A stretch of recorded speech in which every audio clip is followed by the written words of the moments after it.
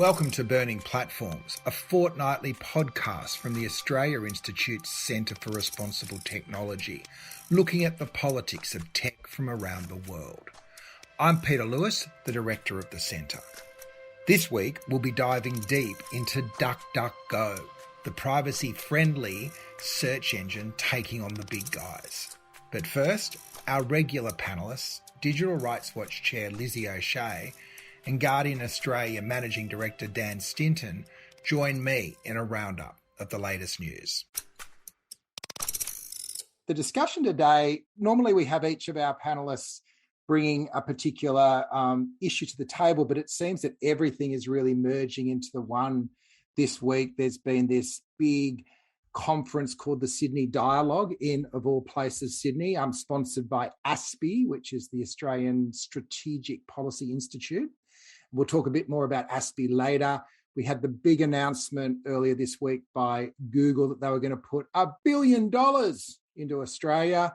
We had Scott Morrison's big announcement that there were now priority tech areas that Australia would focus on, and there was a bit of a nudge out there that this was all about managing China power. And there's this whole thought that we're entering, I guess, what we could call a digital Cold War. So we thought we'd just work through all these issues today, kick them around, see what comes out the other end before we get into talking about some of the alternate tech models.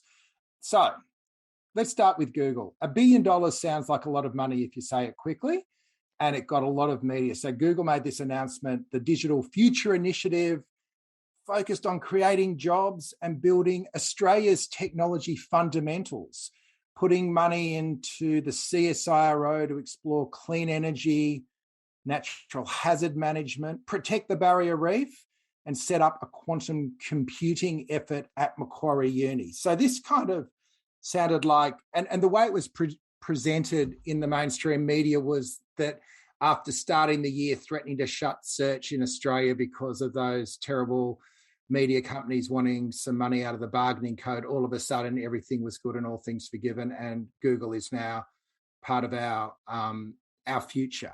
So I guess there's a few places to go here. One is this enough money to make any difference? $1 billion sounds a lot. That's $200 million a year. I did an off the back of the shelf calculation. Google booked $5.2 billion revenue in Australia last year. Most of it gets sent offshore to be sort of on books of countries that don't expect so much tax to be paid. They actually paid $50 million in tax on the back of that, so that's about 1%. So 200 mil is an extra 4%, so they're up to 5% in tax. So I guess the first question is this money a windfall, or is it a very small amount that they should be putting in? I'll let you kick off with that, Lizzie, and then we could maybe look at where that money's going to go. I mean, I almost have the opposite reaction to you, Peter, in the sense that it is a very large amount of money. And the question is, what are they buying with that kind of cash? So, of course, it's not a lot in the context of their revenue, but it's a lot in terms of research. And I think this is an increasing problem for academia, how you deal with the fact that large companies invest in tertiary education, research, and other initiatives, and they're in competition potentially with government, or at least, or alternatively, government kind of vacates the field and then allows it to be dominated by private sector money. I mean, I think one way to think about this is to imagine if a fossil fuel company, for example, was investing in a school of science at a major university. I think we'd be quite skeptical, and I think we should exercise a similar kind of skepticism in relation to the devotion of this kind of funds to the advancement of technology, the elevation of education in this and research in this space. And so I think this is a real problem for us. How do we make sure that the work that's being done in this field is going to be quarantined from a company like Google? And with a figure that large, I think it is quite difficult. I mean, this is one of the primary reasons that we do have a tax and redistribution system, because it avoids this kind of problem being created, and essentially the privatization of knowledge and tertiary education institutions. So that's my primary concern. The fact that it was not the problem that it was too little relative to their tax contribution in an ideal world, but in fact that it was very large relative to the other kinds of contributions that the government makes in this space, and that's my cause for alarm. Dan, Google does lots of partnerships. what sort of strings are normally attached when Google invests, say, behind, they do news initiatives, they're, going into a whole bunch of different education, health. Is it just here's some money, or is there assumptions that go alongside it? I think it depends on the projects, Pete. I mean, I've got experience of taking grants from Google previously at a couple of different organisations as part of their Google News Initiative fund. And, you pitch to Google for grant funding to do something in particular. We pitched to create a new sort of podcast app and a bunch of content off the back of that some years ago. And it was a great project. There was sort of certainly no editorial strings attached that came with that. It did make us a little bit uneasy, I guess, about the fact that we were applying to Google for the funds, but they were made available to everyone, so we made the most of it. I mean, I think I take your point, by the way, Lizzie, that perhaps it's a combination of your point and Peter's point. If Google paid a higher level of tax, then the government could decide to invest a much higher level into research in these areas rather than relying on the private sector to do so. And I think that's a pretty relevant point. But I think it's also important to realise just the context that Google is doing this in, right? So you've just come off a major, very bruising battle with the government off the back of the News Media Bargaining Code. On the other side of that, Google basically put down their swords, did a whole bunch of agreements with different media companies, including The Guardian, I should stress, and is continuing to do deals with much smaller players as well. That's happening at a time when Facebook has said that they are not going to do any more deals and has refused to do an agreement with The Conversation or SBS, which is the second public broadcaster. So it's hard to see that as anything other than a middle finger to the government. And then there's a whole bunch of other regulation coming towards Google. There's the advertising services inquiry, which the ACCC report came out on that about a month ago. That was probably more targeted at Google than I was even expecting. And I work in this space. There's also the privacy review, which we've talked about in this forum a few weeks ago. That initial discussion paper from the Attorney General's office has just dropped. That's proposing, that and the ACCC are proposing data separation regulation, if you like, to be put in place, which would limit Google's business quite substantially. So, I mean, I think this $1 billion is probably also a bit of a PR exercise, a pretty expensive one. And I think that, by the way, still some good will no doubt come out of it. But nonetheless, it's coming at a time when I think Google is trying to be seen as a really good corporate citizen and hopefully push back against some of the regulation which might be coming their way, which could impact on their business. You'd also assume, Lizzie, that part of this is embedding their technology platforms in the solutions they're co-investing in, right? So it's not just philanthropy, it's very much targeted partnerships. And if you think back to schools now base their classroom infrastructure on Google products, and the health system is very reliant. And so when Google did threaten to pull and you started to look through what the potential implications of that were, there was this huge technological sovereign risk. Now, is there a risk that if CSIRO, ties its sails to Google on dealing with all these really big existential challenges, we're just being dragged further into their thrall? Yeah, you think about something like natural resource or natural hazard management, I should say, which is one of the areas in which they may end up working with researchers. You can see how you would entrench something like Google Maps, and then the work that's done becomes complementary to that product. I mean, the other field is quantum computing, and I think this is where we asked Peter to explain what quantum computing is. But the point is that that kind of research that they might do in partnership with an institution, I think Macquarie is the listed institution, then becomes something that can fuel the expansion of their business. They get access to some of this research early, potentially get to integrate it into their business model. So it's entrenching their legacy products, but also allowing them to develop new ones ahead of their competition. So again, I mean, Dan described it as an expensive investment. I feel like it's pretty good value for them, for a company like this that's banking a lot of profit, and it gets to now determine where what would normally be a tax liability, where that gets invested, and it's going to suit their business model. And this is the problem when companies become too large. This is exactly what, historically antitrust lawyers and policymakers have warned against, and that it's not actually a threat to consumers. The problem of monopolization, it's a threat to democracy. And this is, I think, a sophisticated example of that. We normally think about that in terms of things like the polarization of public debate, but here's the other way in which you integrate a business and a business model into public institutions, and then it becomes very difficult to challenge, to regulate, to alter that relationship between government and and corporations. So, Peter, can you tell us what quantum computing is?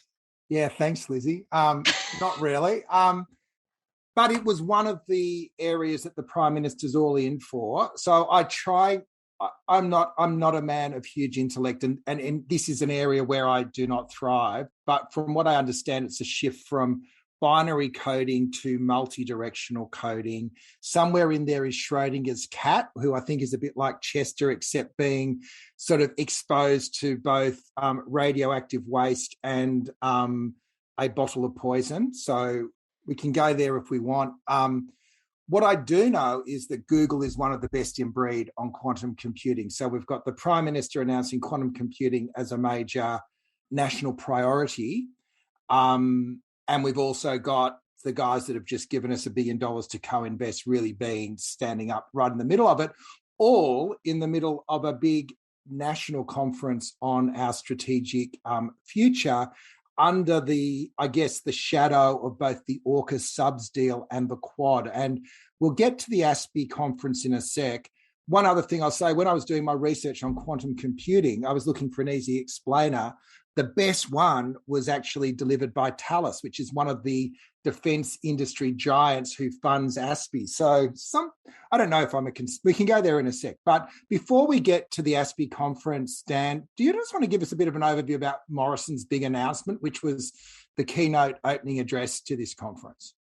Sure. Before I do, I mean, I think I wouldn't attempt to describe quantum computing either, but I think the key point of it is that it's a huge acceleration on the capabilities of computing power on a pretty small microprocessor. So it basically is going to 10x the abilities of computers. So I think that's why so many of these companies are pouring so much money into it, including Google.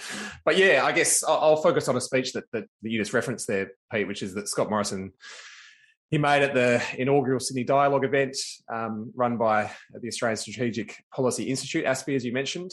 He gave this speech on Wednesday morning. In the speech, Morrison flagged that quantum computing, as we just touched on, artificial intelligence, cyber security services, autonomous vehicles, all of these will come under increased government scrutiny, particularly around foreign interference, as part of the federal government's new critical technologies framework and action plan. So, look, it includes a list of 63 critical technologies and 9 areas of focus. These include things like minerals extraction and processing, advanced communication, artificial intelligence, cybersecurity. There's a bunch. And I guess the point here is that they're trying to effectively highlight the technologies which I think Australia doesn't want. He didn't mention China, but that Australia doesn't want to lose control of, if you like, and which he wants us and friendly democracies to in order to keep control of, hopefully recognising the importance that they're going to play in our economy and society going forward. So, I mean, I thought it was fascinating that he's kind of, without mentioning China, he's signalling the technologies which I think are going to become critical to our future, and almost putting a stake in the ground and saying, well, which would you rather have it? Would you rather have us and friendly democracies like the US and the UK controlling these things, or would you rather have China doing it? And here's your incentive to do so. It was interesting. He didn't mention China in the speech, but he dropped the speech to media to run the day of the speech, and they'd obviously been backgrounded that this is all about China because that's how they'd presented it. So what do you reckon about this, Lizzie? Is our national government coming up with a long-term tech agenda where the main problem they seem to be trying to solve to push back against what has been described by Facebook's Nick Clegg as the authoritarian internet? Is that the biggest problem we need to be solving at the moment? Yeah, it was interesting, that Nick Clegg speech, because he talks about the limits of sovereignty and how, the internet is supposed to be this great borderless place, and that if we increase our idea or focus on sovereignty, that puts it at risk. But I think it's quite important to realise that what was not said in that speech as well, which is I don't think Nick Clegg is talking about breaking down sovereign borders with a country like China. I think he's talking about creating a space that's essentially borderless for the exchange of information and for the likes of doing business as Facebook does between our allies in a diplomatic sense, being the AUKUS treaty and the like. So I do think this is a transition away from seeing technology policy as something that is just like any other industry towards integrating it better into our capabilities as a diplomatic nation, potentially our militarization and surveillance capabilities as well, and that this is where they see the future of technology. I mean, the other component, of course, which we discussed last week on this show, was the use of technology to combat climate change rather than, say, limiting the fossil fuel industry. So I think they also see technology as important in that respect. But this conference really seems to be a transition and a key platform and turning point for the public discussion about how the tech industry will facilitate the long-term diplomatic and military ambitions of Australia as part of a coalition, which is, largely still the same in the form of the Five Eyes, which is the intelligence sharing alliance that Edward Snowden revealed publicly, the English-speaking countries who've aligned on intelligence sharing, and then moving towards militarization of that as well, I think, over the long term. And then you've got a bit of dissonance there as well, because one of the honoured guests at this conference was Narendra Modi, who's part of the Quad, obviously India. And there was a great article this week from Elaine Pearson from Human Rights Watch just questioning whether that's the guy you want on stage with you when you're talking about democratic values, right? And the way that they've used the internet over there.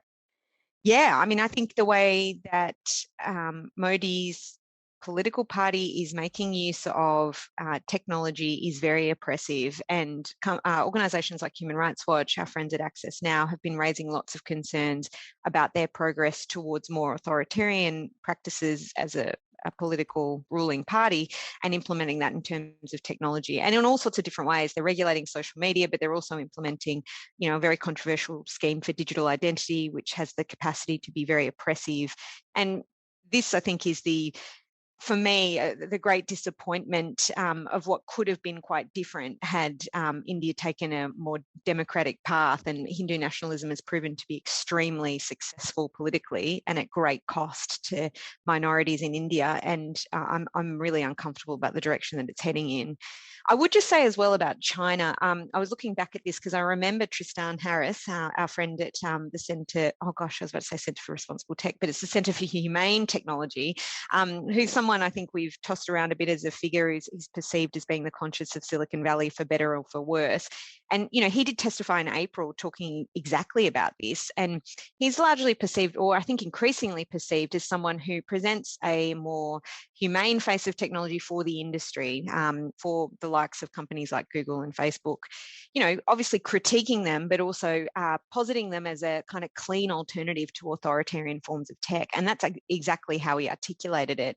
And so this tension between Chinese technology and, Anglophone Western technology or democratic technology is being set up, I think, and has been for quite some time. And it's interesting to see where some of these industry groups and civil society organisations that often do some of the political bidding for industry are aligning on that topic. Yeah, it was also interesting to see Rupert Murdoch's statements at his annual general meeting this week, where really his whole take was that the repression of the internet was about stifling free speech, and particularly speech at the limits, the speech that's eroding American democracy with the willing assistance of some of Rupert's own outlets. But it does create, Cold Wars are always about good guys and bad guys, aren't they? But there's a lot more noise around the edges, Dan. If we're going to set up a digital Cold War, what are we actually fighting for?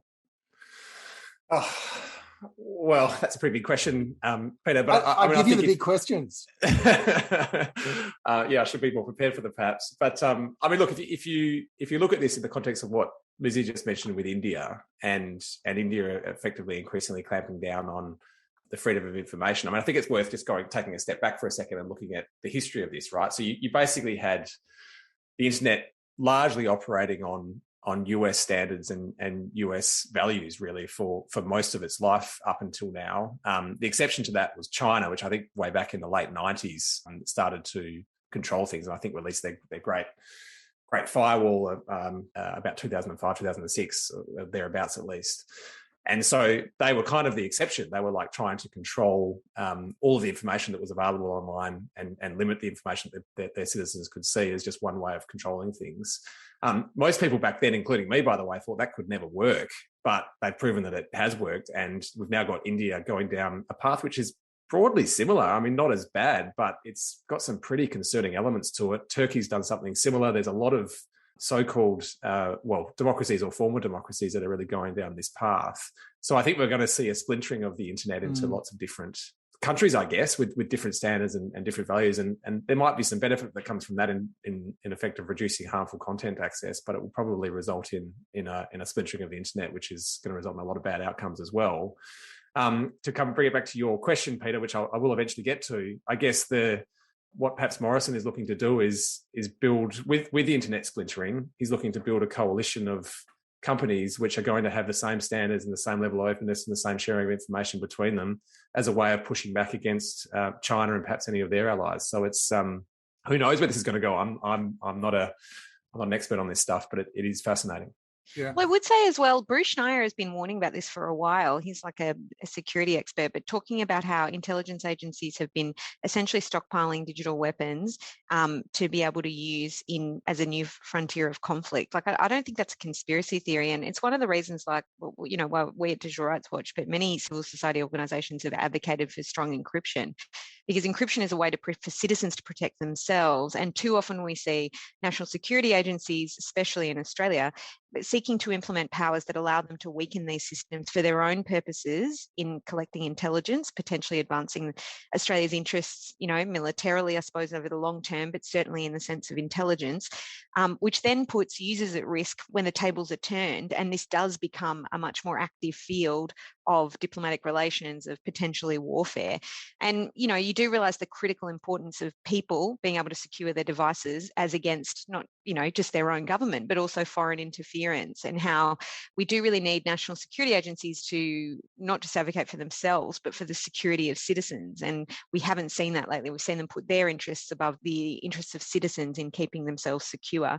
And we're going to pay a price for that, I think, in future. We're going to see more, obviously, things like ransomware attacks and criminal hacking, but also, I think, state-sponsored hacking and potential, very serious attacks conducted in a technological sense that have very real-world consequences for citizens in these countries. And I'm certainly worried about that over the long term. I mean, these state-sponsored attacks are sort of the modern guerrilla warfare, aren't they? They're a way that you can do real harm to another country that you want to do harm to, obviously, in a way which is not going to trigger perhaps larger conflict or traditional conflict in a way. So, I mean, we saw this last year with China undertaking a pretty substantial hack of Australia and Morrison going as far as to name them, which I think was unprecedented. So it's this is I think increasingly where the battles between these great powers is going to be fought. It's going to be fought in cyberspace rather than necessarily between our militaries. The last point on this, one speech that I think it was to the ASPI conference, Labor's Assistant Comms Minister Tim Watts. What is concerning, though, is that while the libertarian vision of the early internet has now been universally rejected by the democratic nations, nothing has emerged to replace it as a practical philosophical framework to guide the exercise of democratic sovereignty over the internet. I thought that was kind of lived out this week. The conference has at the heart of it how we're going to build a submarine fleet sometime in the never with US and UK technology. It put the Indian Prime Minister on a pedestal. It also had Audrey Tang, who Taiwanese Minister for Digital Engagement. It's regarded as best of breed citizen engagement in terms of government working with its citizens. So it seemed a little bit like there is still an attempt to define what it is. So I don't know, maybe good on ASPI for sort of trying to sort of build a base. ASPI is a not-for-profit think tank, but it's funded heavily by the defence industry. So it is kind of tied up in, I guess, the military-industrial complex, but it's probably just the tech wing of that.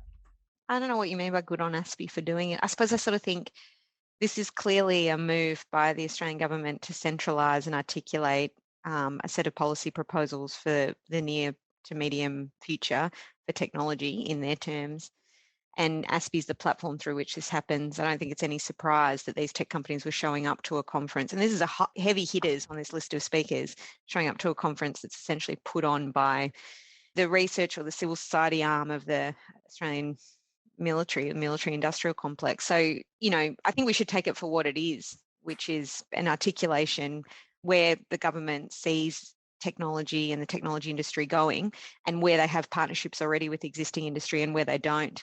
So, it's obviously worth paying attention to for that reason. But we need to be pretty clear about it, as I think analysts of this field, as to what is going on in Sydney. I must say I did get an invite, believe it or not. I'm not sure anyone else here did. No, Peter, no. Dan, no. No, I left off as usual. Again, I don't think. I'm not sure what got me on that list, but anyway. I don't think Katie was invited either, but we might take this opportunity to welcome her into an Australian dialogue of sorts. She also hasn't dropped $1 billion into our local economy yet, but still time though. Still time. Yeah. But well, you want to give us just kind of a bit of an overview of DuckDuckGo and the where and the why, and then we'll sort of dig into some of the policy issues that are in the face of smaller players in the sector. Yeah, absolutely. Thanks for having me, Lizzie, Peter, and Dan. It's a pleasure to be here. So DuckDuckGo is a privacy technology company. We offer a number of services that are free and easy for users to use to increase their privacy and security online. Our whole gamut is that we're just trying to make privacy simplified for users and raise the standard of trust online, generally by not collecting any user data, which of course affects filter bubbles, targeted advertising, misinformation and disinformation online. But we're also working to make sure that users, as they traverse the web using our products and services, are upgraded to the best encryption standard possible. So trying to keep people secure as well. Our most popular product is our search engine, but we also have a mobile browser and email protection service, and our desktop extension, which does a lot of the same work as a mobile browser. And we also dropped today our tracker blocker protection for our Android mobile app, which will protect you from cross-app tracking on the Android device, even to an extent better than on iOS. So we're very proud of that. So explain cross-app tracking. It's probably happening and we don't even know it. What's that? Yes. So on iOS, Apple will ask you if you want to not be tracked, and they'll just send the signal to companies and not disclose your advertising ID, and that's their way of preventing companies from tracking you across device. What we've done on Android is even more extensive because we're actually stopping cross-app tracking on the device itself, preventing them from seeing what you're doing on other apps, which we think is your prerogative and your right to privacy. So we're very excited to extend some of those protections for Android users that iOS has deployed in some sense for their users. And how do you make a buck? We make money based on contextual advertising. So our search engine just shows you advertisements based on the query that you're searching for, the content of the page you're searching for. So if you go look for a cat, will show you maybe one. You're getting a lot of credit. Introduce. I know, right? We'll give you some maybe information about local humane society. Probably show you some ads for litter boxes and maybe a local vet, but we're not going to show you an advertisement for a trip or a pair of shoes that you're considering purchasing or going on a few months before. So can I ask you about that, Katie? Does that mean that if both Peter and I searched for cats, we'd get the same ads? Is that part of it? Or because obviously if I'd been browsing lots of different shoes, I'd potentially get that. Or if, I don't know, if Peter earned lots more money than me, which is very possible, maybe he would get a different kind of set of products than I would in that kind of advertising. Is that how it works, that you essentially you do see ads, but they're the ads that anybody would see if they were searching for that term? Yes, as long as they're in the same region and speaking the same language, basically. So we do use some blunt location information to give you some more relevant local results, because of course you want to know about the Starbucks near you and not the Starbucks in another country. So that's one way that we're doing it. And then it's also a little bit based on language as well. So obviously the advertisements are shown based on the language you're searching in. Dan, you're a big fan of contextual advertising rather than micro-targeting, right? Well, it's interesting. I was going to ask you, actually, Katie. So my industry, as you probably know, the publishing industry, that is going through a bit of a crisis as we deal with the end of cookies and the fact that we're not going to be able to follow people around the internet as easily. Yeah. Yeah. Well, look, I mean, The Guardian welcomes this for clarity, but I think the industry in general is pretty concerned about it. And so there's lots of talk about sort of, everything old is new again and going back to contextual advertising and simply putting, car ads in an auto section, for example, or ads for holidays in the travel section, and whether that's going to be enough. So, I mean, my question for you, based on the insight that you've had with purely contextual advertising, is there a market for it? I mean, is it a substantial enough market? Because we've all, I think, been conditioned to think that digital has to be targeted in order to work, and I think you're sort of proving the opposite. So give us your insights. Yeah, so we've had a very profitable model since 2014 using only contextual advertisements. And of course, I'm sure that you saw the report from the New York Times following the implementation of the GDPR and how they switched away from behavioral ads and actually saw an uptick in their revenue. So we believe that this is a very profitable business model. However, we also think that governments, including Australia and the US, need to put in protections for users to ensure that their data isn't being abused and that there's a more level playing field so that more companies are encouraged to embrace this contextual advertising model. As you mentioned, you've been told that behavioral advertising is the way to go.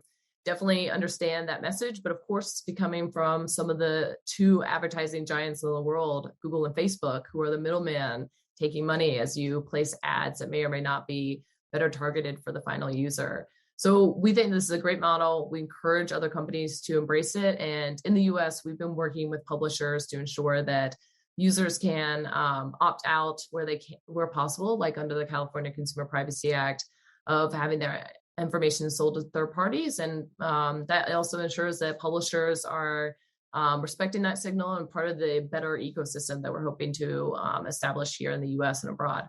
Can I raise, I think, the search elephant in the room on this, though? So I'm a big fan of DuckDuckGo. I wear the T-shirt proudly.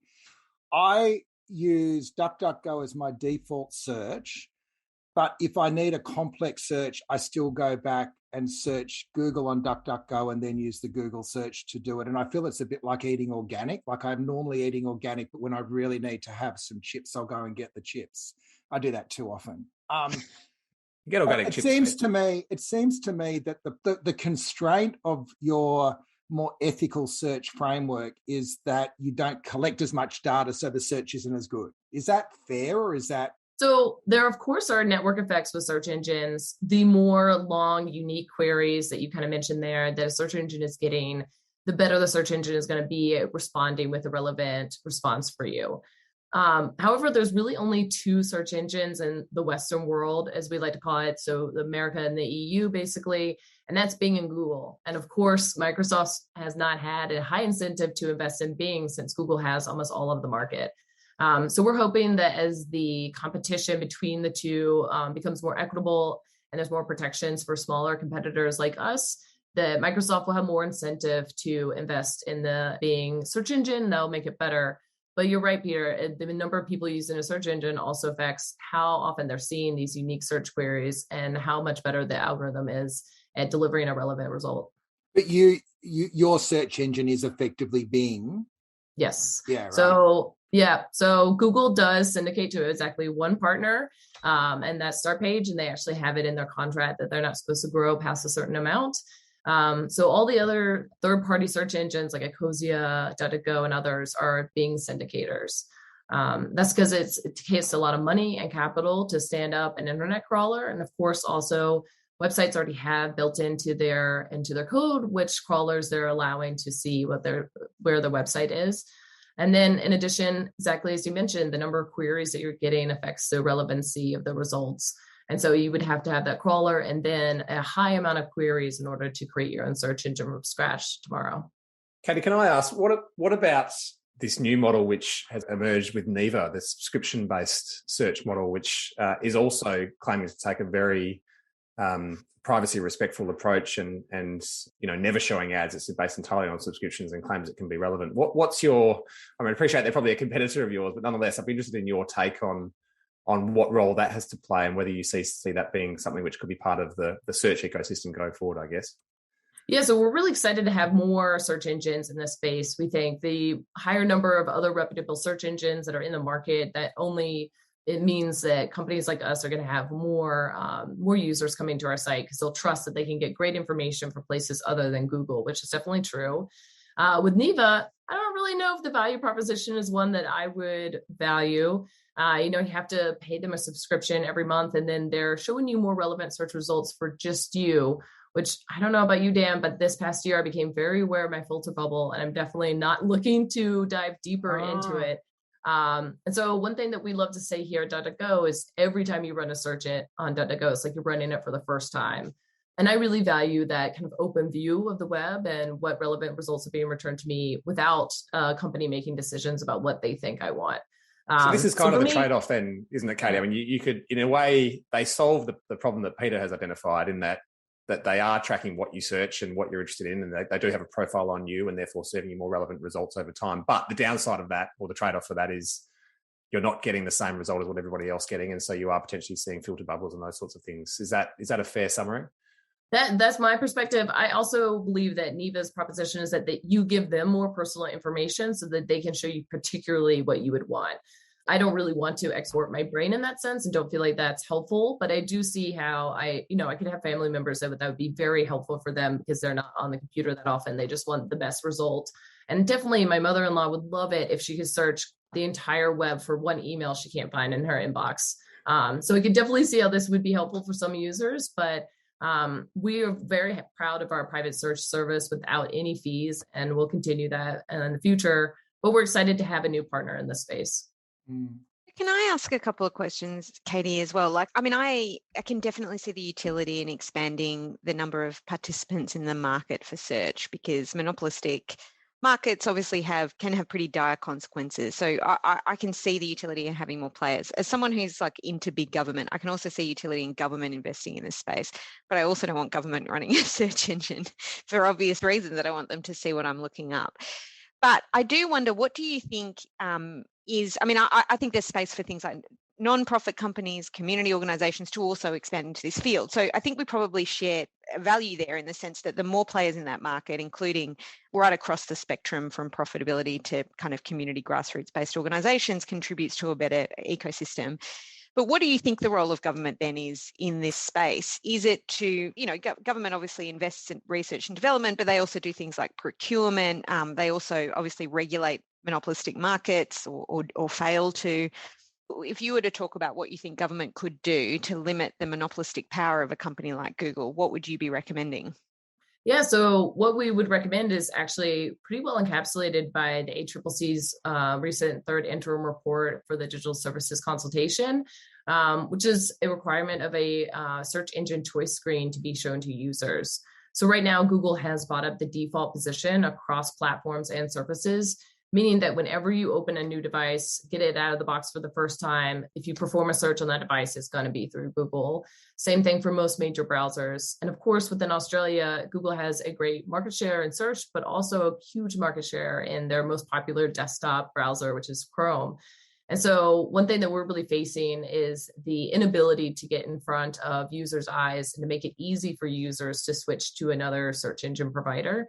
And so we're really excited to see the ACCC report suggesting a requirement for search engine preference menus and for greater ease of switching between defaults, because we know, of course, that defaults rule the world still for most of our devices and services.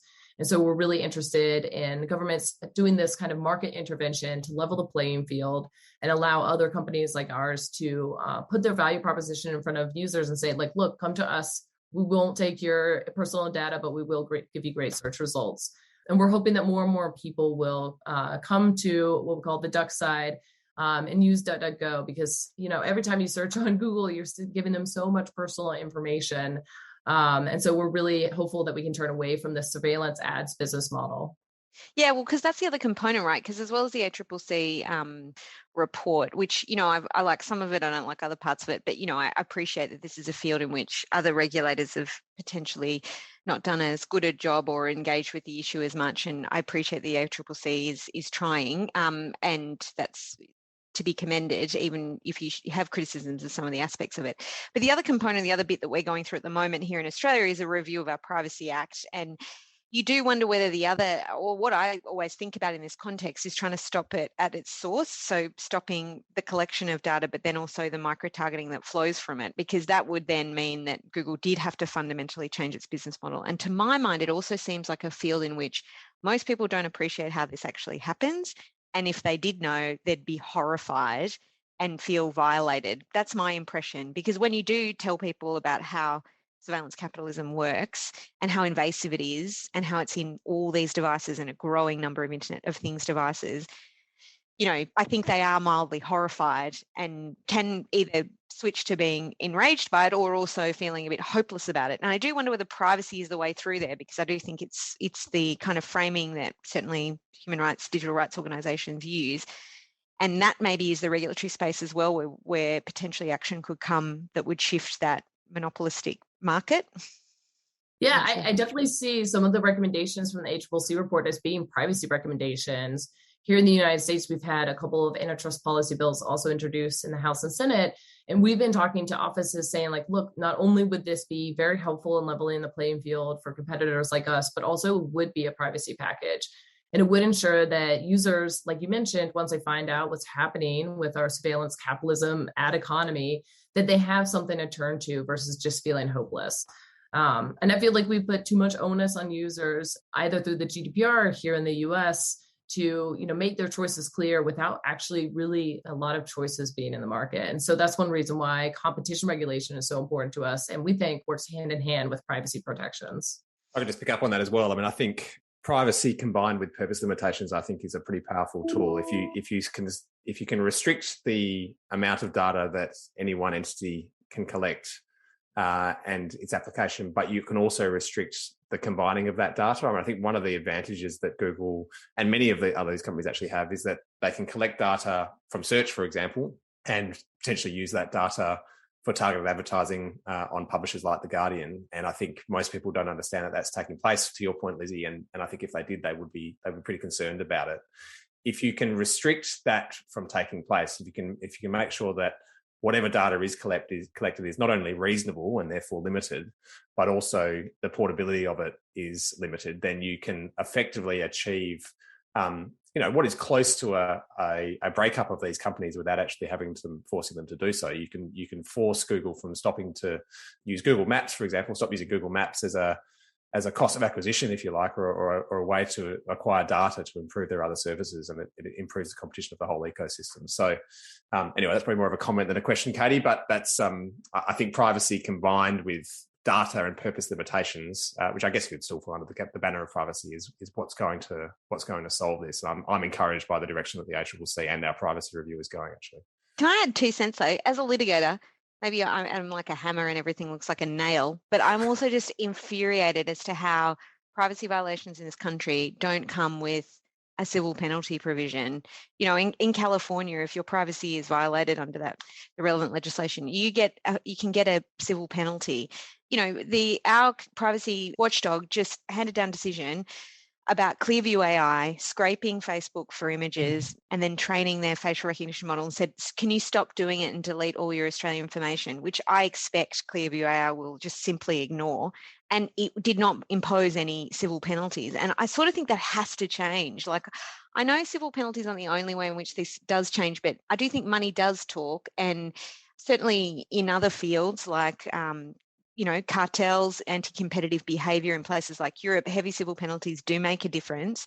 And part of the reason why I think some of these business models have been flourishing is that there doesn't really feel like there's the appropriate mechanisms in place to penalise them, not just from a formal legal perspective, but also in monetary terms. And it just kills me a little bit to see privacy violations being recognised by the regulator, but coming with no financial consequences for the companies who engage. And you can just imagine the kind of message that sends to them internally. Isn't that changing though with the privacy review? Isn't one of the things that they're proposing that consumers would have the ability let's see, shall we? You sound skeptical. I am. And I also think if you have to prove harm, that's a big problem too. Like, you shouldn't, the harm is often collective and socialized, or it might be extremely small for you as a person, but then at a broad scope, very large, or there's huge benefits to be gained by accruing that as a company. And, I just don't want it to be left to the individual to do. We need kind of systemic answers to this and, large scale action available to all regulators to address it. Hey, can I bring Katie back in? Sorry. This is like our regular privacy geek out.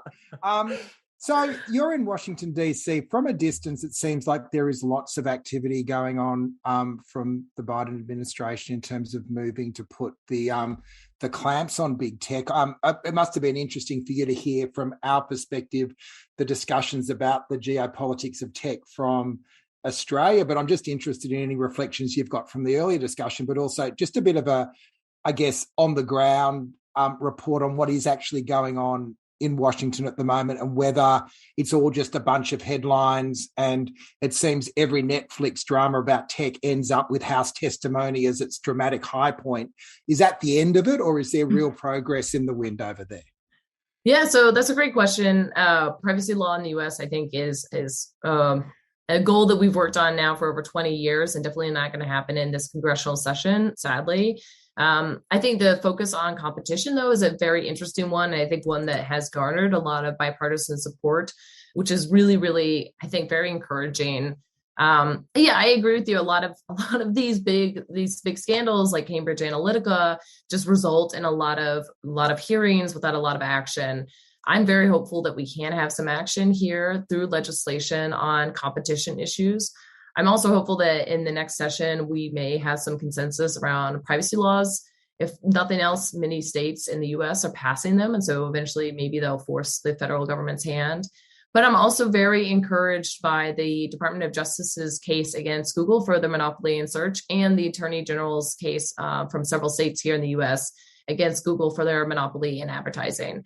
I think those two litigations are probably our best chance at some real positive change here within the US.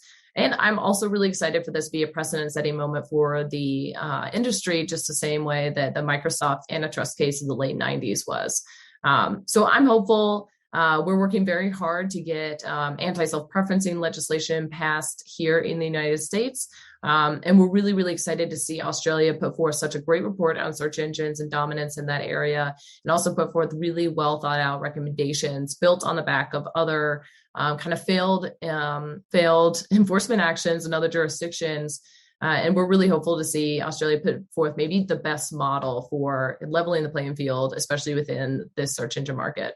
One of the things that I think is hugely problematic with the way that the internet has evolved, particularly around information at least, is that we do have two really dominant companies, obviously, in Google and Facebook. And to a large extent, Google's algorithm controls the digital economy and can literally make and break businesses and has done so with algorithm changes. And Facebook probably does that to a certain extent as well within their ecosystem, but more importantly, controls the information that about half of the population sees. And again, can change that, completely at a whim or on a whim.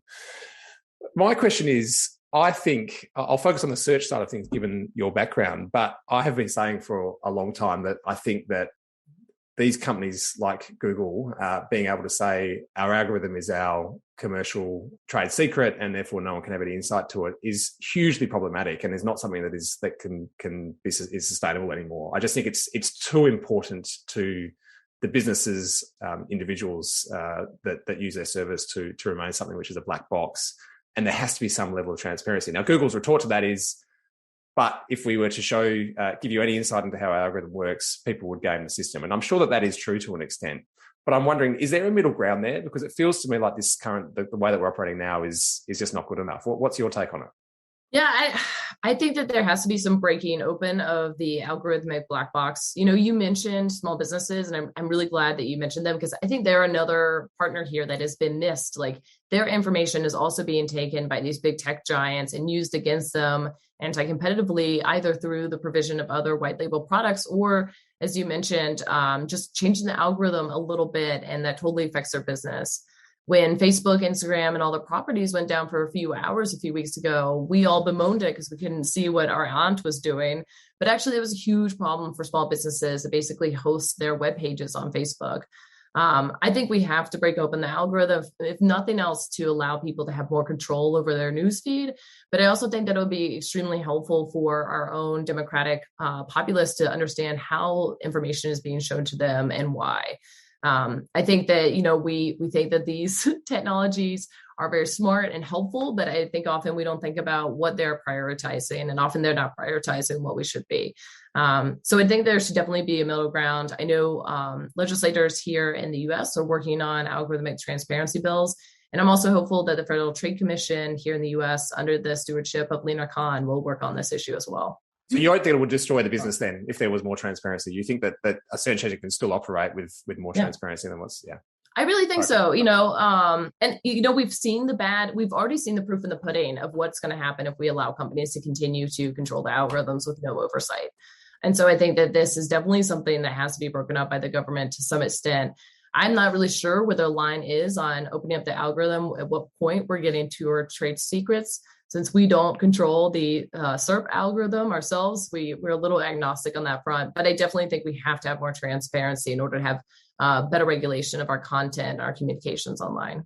Katie, do you think that includes not just transparency, but also the capacity for people to dictate how they want it to look for themselves? Like, essentially modification and the right to be able to modify things to suit you in a meaningful way. Is that part of it? Because I don't know, you sort of edge towards a kind of open source model in some ways, but I'm interested to know what you think about that. I think so. I mean, for years, people have been asking for a simple change to a chronological, like news feed or Twitter feed. And still, the companies will change it back the second you relog into the system to be whatever their algorithm is doing. I'm really interested in users having more control over their devices. I think one missed lesson from the ACCC's search engine report is showing how clearly users don't have control over their defaults, and really don't have control over their devices, including one of the most personal devices that you use all day, which is your phone. If you buy a product and you own this product, you should be able to delete Google Chrome off of it, even if it's a Pixel. And I think you should be able to change your algorithm to fit you a little bit better. I think some simple blunt changes would be probably the first ones, right? Like chronological or my friends first, something like that. But I think as we become more tech literate and we become more digital natives, I think that that's only a natural progression that we're going to ask for. Excellent. And finally, congratulations on your TV ads, which I saw on the interweb as well. Your deodorant rash, your favorite cheese, and whatever you were searching for at 1:15 a.m. That's really none of our business. Because your life is private. And unlike other tech companies, we think your internet should be too. Oh, what kind of talk is that? That's none of our business either. Protect your privacy online for free with DuckDuckGo. They're really funny. What was behind that, and has it sort of served its purpose? Yeah, no, we really love our TV ads. It's very exciting for us to be able to emerge into TV. And of course, we here at DuckDuckGo love ducks, so we had to include them as part of the TV ad bid. But the COVID pandemic was very hard for a lot of people, but also meant that the ad prices went a little bit lower for the past year. So it enabled us to be a little more crafty with our advertisement places. So I'm really glad that they're reaching you. Australia is a small market for us, but one we care a lot about, especially since the ACCC is trying its best to implement the right regulations. And of course, the Center for Responsible Technology is a good partner for us. Yeah, and thanks again for your support. Thanks for your time today. Before we go, anything on your list for the week, Lizzie, that we should be keeping an eye out for? Perhaps not for the week, but early in December, we're having our last event in our project about rebalancing the internet economy, which sort of comes out of some of the things we were talking about today, looking at movement building and political organising online and how we can make that work better. It's called Gather. It's coming up in early December. If you want the 9th of December, I should say, if you want to come along, then, of course, get on our email list and find out more. But these are the kinds of discussions we want to have with activists about how we could make the internet work for them better. And it's a really important conversation, and perhaps from the other end of the spectrum of people who are using it and figuring out how to make that work. Feel free to come along and sign up to be part of it. And our other very exciting news is that I think in about a week's time, there'll be Center for Responsible Technologies putting out a book of essays called The Public Square Project that I've edited with Jordan. Lizzie contributed, Dan contributed, basically anyone who has probably been on this screen over the year. Mark Andreevich did a fantastic contribution, Belinda Barnett. And what we're trying to do is look at kind of the year, obviously the Facebook takedown at the beginning of the year, some of the attempts to regulate tech in various guises and also some of the bigger ideas on what we could do separately, including my pet idea of a public social or civic network. So we're actually going to have live events in 3 cities. So if you're in Sydney, we're putting on a big lunch in Chinatown on December 9. We've got a Politics in the Pub in Canberra on December 1. And we're going to do some drinks in Melbourne, Lizzie, December 14. So if you're in any of those 3 cities, we'll let you know, and you'll be really welcome to join us in real life. God, seems like a strange thing to be even contemplating. Dan and Lizzie have still not met each other in the flesh, which I think is just terrific. I think this is my best angle on screen, so it might be a disappointment. Anyway, on that note, have a great weekend, everyone, and thanks for being part of Burning Platforms. You've been listening to Burning Platforms from the Australia Institute's Centre for Responsible Technology. This episode was recorded in a live webinar held on November 19. You can access previous editions at our website, centreforresponsibletechnology.org.au, where you can also subscribe to Tech Check, our summary of the latest news and ideas. Burning Platforms was produced on Gadigal land by Jennifer Macy. Talk again soon.